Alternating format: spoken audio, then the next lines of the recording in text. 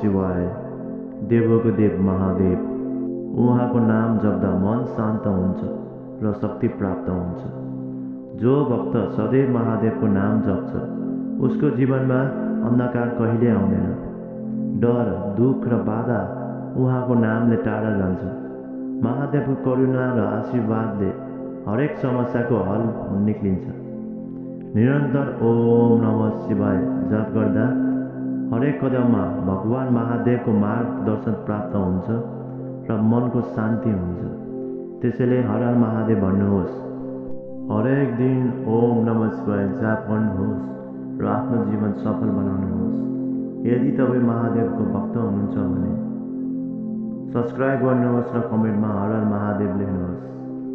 हर हर Mahadev, हर हर Mahadev, हर हर Mahadev, हर हर Mahadev, हर हर Mahadev, हर हर Mahadev.